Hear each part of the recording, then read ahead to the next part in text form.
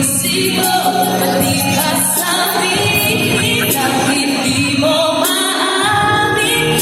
Ipaubaya na lang ba ko sa hangin? Huwag mong ikanakan ang iyong damdamin ko. Narito nakikinis.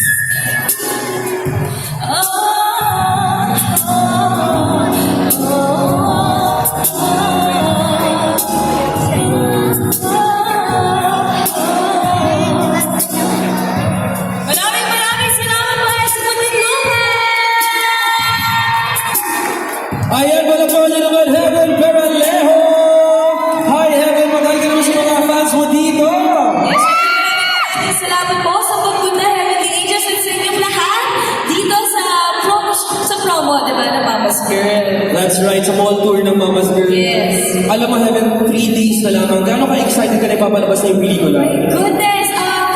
Alam ko, one of a kind tong movie na to, and dapat hindi dapat palagpasin. Kaya, sana magkita-kita po tayo sa sinihan ngayong Wednesday na po yan, January 17. Ayan, 3 days na lamang po, January 17. And Heaven, kwento mo naman kami ng konting pasilip sa role mo dito sa pelikula. Yes, si Diwa, ako po si Diwa. Si Diwa po ay makulit, jolly na bata. Tapos, support system, barkada ni Ate Sofia, which is si Abir. Ako rin yung pusher or yung shipper na Team Nick B at Team Saki B. So makikita niyo kung paano yung kakulitan ni Diwa at kung ano magiging effective na kay Abby. Yeah. Alright, maraming salamat, Heaven.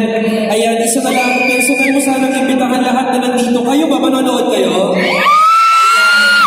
Kaya gusto ko kay Heaven na mismo nang galing na imbitahan kayo na manood sa January 17. Yes, binibitahan ko po kayong lahat manood ng Mama's Girls.